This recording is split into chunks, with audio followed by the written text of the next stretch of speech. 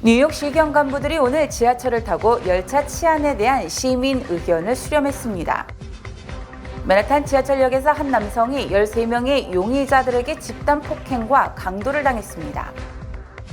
뉴욕한인 봉사센터가 4월 11일 51주년 갈라 행사를 개최합니다.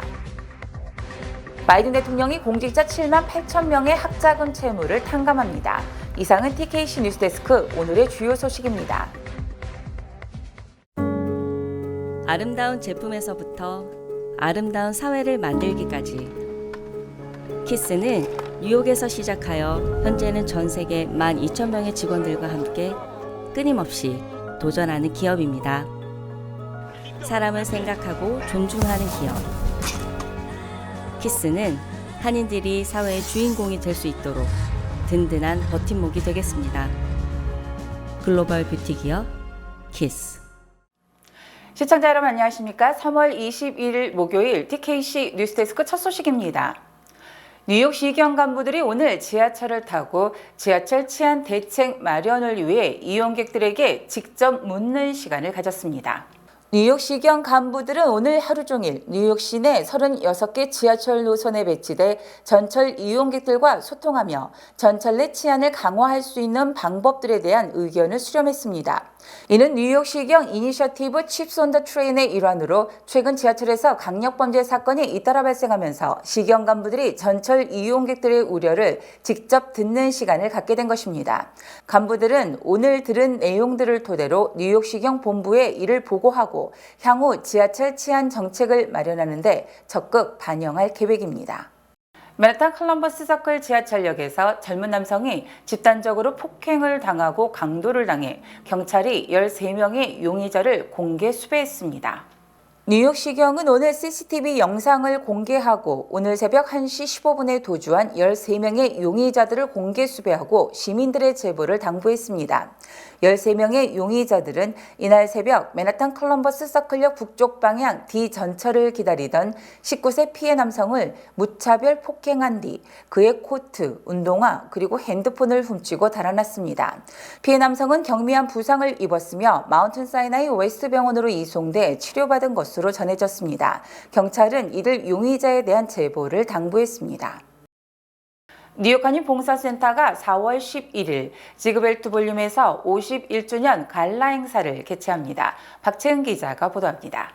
뉴욕한인 봉사센터의 김명미 회장은 본사를 방문해 오는 4월 11일 열리는 KCS의 51번째 갈라 행사에 많은 관심을 부탁했습니다. 지난해에 이어서 지그펠트 볼룸에서 성대하게 개최되는 이번 행사는 Building Bridges for a Better Tomorrow라는 주제로 KCS가 걸어온 지난 50년의 발자취를 돌아보고 새로운 50년을 향한 힘찬 도약을 내딛는 뜻깊은 자리가 될 것이라고 김명미 회장은 말했습니다. 비영리기관의 꽃이라고 할 수 있는 펀드레이징이거든요. 그러니까 많은 것을 하지는 않는데 1년에 한 번 있는 갈라 조금 부담도 되지만 축제이기도 하지만 축제라기보다 KCS가 또한 1년을 어떻게 지내왔는지 또 어떻게 커뮤니티를 위해서 봉사할 수 있는지의 현장 실습이라고 생각하시고 관심이 있으신 분들 찾아와 주시면 언제든지 환영하겠습니다. 이번 행사의 어너리에는 한인 시니어 건강을 위해 힘써온 마계은 닥터와 KCS 공공보건부와 다양한 연구에서 협업해온 뉴욕대학교 랭곤 헬스, 그리고 한인 경제에 이바지해온 KFS가 지명될 예정입니다. 또한 차세대로 구성된 뉴욕시 K-팝 그룹 본스타와 소프라노 리나 정킴, 가야금 연주자 라미서, 뉴욕 취타대 등이 축하 공연을 펼치는 등 풍족한 볼거리와 함께 성대한 축하연이 펼쳐질 예정입니다. KCS의 51주년 갈라 행사는 오는 4월 11일 오후 6시 맨해튼 지그펠트 볼룸에서 개최됩니다. 조 바이든 대통령이 11월 대선을 앞두고 잇따라 학자금 탕감책을 내놓고 있습니다. 바이든 대통령은 21일 성명을 통해 교사, 간호사, 소방관 등 공공 영역 근로자 약 7만 8천 명의 학자금 대출금을 탕감한다고 밝혔습니다. 탕감 총액은 약 60억 달러에 이른다고 백악관은 전했습니다. 앞서 바이든 대통령은 1월에 7만 4천 명을 대상으로 하는 50억 달러 규모, 2월에 15만 3천 명에 대한 12억 달러 규모의 학자금 대출 탕감을 각각 발표한 바 있습니다. 올해 들어 매달 한 차례씩 발표한 셈입니다. 바이든 대통령은 2020년 대선 당시 주요 공약 중의 하나로 학자금 대출 탕감을 제시했고 취임 이후 역점을 두고 공약 이행을 추진해왔습니다. 바이든 대통령은 이날 성명에서 자신은 고등교육이 기회의 장벽이 아니라 중산층으로 가는 티켓이 되도록 하겠다고 약속했다며 더 많은 미국인들에게 학자금 부채 탕감을 해주고 중산층을 출발점으로 삼는 경제, 아래에서 위로 올라가는 경제를 건설하기 위해 모든 가용한 수단을 동원할 것이라고 밝혔습니다. 최근 한인이 밀집한 퀸즈와 롱아일랜드 시리 지역에서 아마존 배달원으로 위장한 도둑이 주택에 침입해 현금과 금품을 훔치는 사건이 발생해 보안에 각별한 주의가 요구됩니다. 뉴욕시경은 아마존 배달원으로 위장한 채 올해 1월부터 퀸즈 등에서 연쇄 범행을 일삼은 용의자를 찾고 있습니다. 용의자는 올해 1월부터 퀸즈 써니사이드, 아스토리아, 롱아일랜드 시리 등에서 최소 9개 주택에 침입, 3만 2천 달러 상당의 현금과 금품을 훔치고 달아났습니다. 그의 가장 최근 범행은 3월 5일에 발생했습니다. 써니사이드에서 피해를 겪은 35세 싱글맘 에스틀라 이스라스는 그녀가 집을 비운 사이 도둑이 욕실 창문으로 집에 침입해 그녀의 서랍과 옷장 등을 헤집었으며 그녀가 12세 딸을 위해 모아둔 9천 달러의 현금을 훔쳐 달아났다고 말했습니다. 앞선 2월에 퀸즈 잭슨 H에서 유사한 사건이 발생했습니다. 한 여성 용의자가 아마존 배달원 조끼를 입은 채 아파트 건물에 들어와 작은 택배 상자를 큰 택배 상자와 바꿔치기하고 도주하는 모습이 CCTV에 포착됐습니다.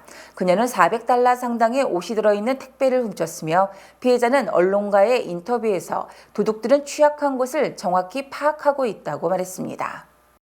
에릭 아담스 뉴욕시장이 난민버스 행정 명령을 불복하는 버스 회사를 상대로 7억 달러의 소송을 제기함에 따라서 한 텍사스 버스 회사가 운행을 중지하겠다고 밝혔습니다. 텍사스에서 뉴욕으로 운행하던 난민버스 중의 하나인 텍사스 버스 회사 로드러너 차터가 버스 운행을 중지하겠다고 밝혔습니다. 이는 에릭 아담스 뉴욕시장이 앞선 1월 로드러너 차터를 포함한 17개 난민버스 회사를 상대로 7억 8천만 달러의 배상금을 요구하는 소송을 제기한 데 따른 조치입니다. 아담스 시장은 앞서 지난해 12월 불법 이주민을 태우고 텍사스에서 오는 난민버스의 뉴욕시 진입을 규제하는 행정명령을 발동했습니다. 그러나 이러한 조치에도 불구하고 버스 회사는 뉴저지주에 정차한 뒤 열차를 통해 난민들이 뉴욕주로 건너가는 방식 등으로 규제를 우회해왔습니다. 아담스 시장은 성명을 통해 다른 버스 회사들도 로드러너를 따라 운행을 중지할 것을 촉구했습니다. 그는 텍사스주의 무모한 정치적 개입은 용납되지 않을 것이라며 로드러너가 운행을 중단하기로 결정했다는 것에 기쁘다고 말했습니다. 뉴욕시에서 코로나 팬데믹 이후 학생 문제 행동이 증가한 가운데 교육국은 아이들을 위한 안전한 피난처로서 학교의 역할을 강조했습니다. 박채은 기자가 전해드립니다. 뉴욕시 학교에서 학생들의 문제 행동이 증가함에 따라 적절한 징계 방식을 놓고 갑론을박이 펼쳐지고 있습니다. 교육자와 전문가들은 뉴욕시 학생들이 코로나 팬데믹 시절 겪은 정서적 충격과 스트레스가 문제 행동과 관련이 있다고 지적했습니다. 경찰청 자료에 따르면 지난 학년도에는 학교 안전사고가 14,048건 발생했습니다. 2018-2019 학년도에는 11,504건이 발생했습니다. 이러한 문제 행동의 대부분은 낮은 수준의 소란인 가운데 이번 주 스태튼 아일랜드 포트 리치몬드 고등학교에서 2명의 학생이 다친 흉기 난동 사건 등 심각한 범죄 또한 발생하고 있습니다. 경찰과 교육국은 이러한 문제에 대해 학생 체포를 최소화한다는 방침을 고수하고 있습니다. 학교 내 문제 상황 발생 시 학생을 체포하는 대신 학교 자체에서 징계 등 징벌 제도를 활용해 대처한다는 방침입니다. 제나라엘 교육국 대변인은 학교는 우리 아이들을 위한 안전한 피난처가 되어야 한다며 학교에서 보다 긍정적이고 우호적이며 덜 징벌적인 방식으로 문제를 해결할 수 있다고 말했습니다. 뉴욕대학교의 루이스 A. 로드리게스 교육 리더십 및 정책연구 조교수도 학교는 코로나19가 학생들의 사회화에 미친 영향을 고려해야 한다고 말했습니다. 조 바이든 행정부가 2032년까지 신차 전기차 비중을 50% 이상으로 높이는 환경 규제를 확정했습니다. 미 환경보호청은 20일 2027년부터 2032년과 그 이후 출시되는 승용차, 경트럭, 중형차에 대한 최종 국가 오염 기준을 발표했습니다. 이는 자동차 탄소 배출에 관한 규제로 자동차 산업이 2032년까지 신차 판매의 56%를 전기차로 전환하도록 하는 것이 골자입니다. 또한 13%는 플러그인 하이브리드 차, 3%는 기타 하이브리드 차로 맞춰야 한다며 현재 가장 대중적인 가솔린 차량의 신차 비율은 29%까지 낮아집니다. 지난해 미국 내 신차 중 전기차 비중이 7.6%인 점을 감안하면 전기차 공급이 급격히 증가해야 한다고 주요 언론들은 전했습니다. 지난해 전기차와 하이브리드 차를 합친 비중은 16% 수준이었습니다. EPA는 보도자료에서 이러한 기준은 70억 톤 이상의 탄소 배출을 피하고 공기질 개선으로 인한 연간 130억 달러의 공중보건 혜택, 화석 연료 비용과 운전자들의 유지와 수리 비용 연간 620억 달러 등 연간 1,000억 달러의 순이익을 사회에 제공할 것이라고 설명했습니다. 그레이스 맥 연방 하원 의원이 연방 상원에 도전한 앤디 김, 연방 하원에 도전한 데이브 민 등 두 한인 후보에 대한 지지를 재천명했습니다. 그레이스 맥 의원은 19일 보도자료를 통해 뉴저지 연방 상원에 도전한 한인 앤디 김 의원과 캘리포니아주 연방 하원에 도전한 한인 데이브 민 캘리포니아 주 상원 의원에 대한 지지를 재천명했습니다. 맥 의원은 앤디 김이 연방 하원에 처음 도전했을 때부터 지지를 표명하고 김 의원을 전폭적으로 지지해왔습니다. 맥 의원은 두 의원들은 보기 드문 공직자들이라며 연방 상하원에 당선된다면 지역사회를 위해 헌신할 인물들이라고 치하했습니다. 또 이들의 승리는 미주 한인사회의 정치적 신장의 극대화와 더불어 매우 역사적인 일이 될 것이라고 덧붙였습니다. 뉴저지 연방 상원에 도전한 앤디 김 연방 하원 의원은 오는 6월 민주당 예비 경선을 치르게 되며 캘리포니아주 연방 하원에 도전한 데이브 민 주 상원 의원은 오는 11월 본선거에서 공화당 후보와 맞붙게 됩니다. 주요 단신 전해드립니다. 메이저리그의 슈퍼스타 오타니 쇼헤이를 10년간 따라다니며 통역을 맡았던 미즈하라 이페이가 도박과 절도 혐의로 해고됐습니다. 최근 불법 도박이 손을 댄 미즈하라는 오타니의 은행 계좌에서 수백만 달러를 빼돌린 혐의를 받고 있습니다.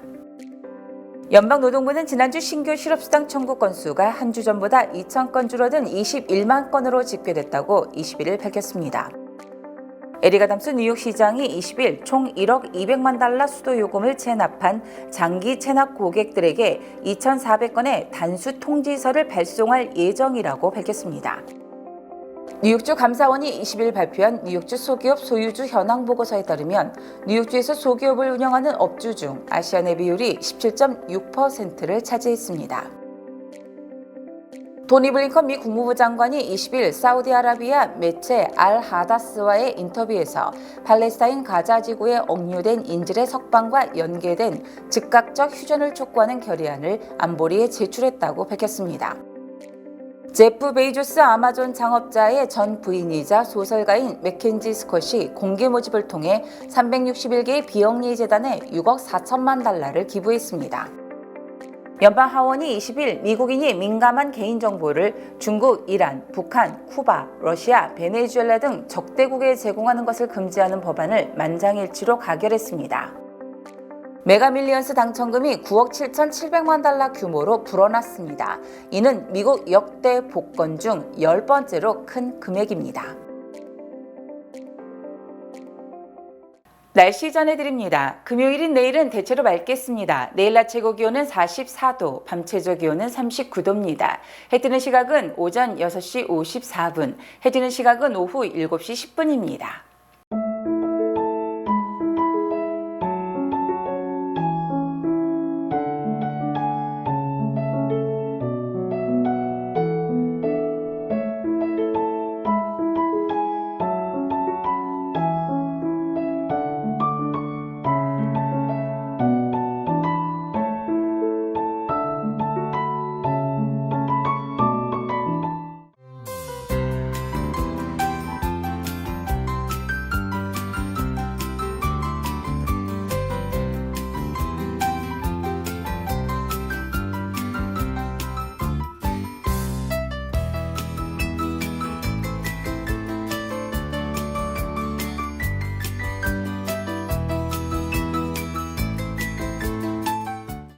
세계 각처 불우한 어린이를 돕는 글로벌 어린이재단이 오는 30일 오후 2시 뉴저지 더블트리 호텔에서 길금목금 팝업 스토어 행사를 진행합니다.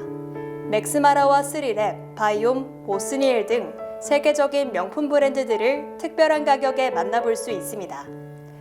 구매를 통해 글로벌 어린이재단을 후원해 전 세계 배고픈 아이들에게 희망의 메시지를 보내는 데 동참해주세요.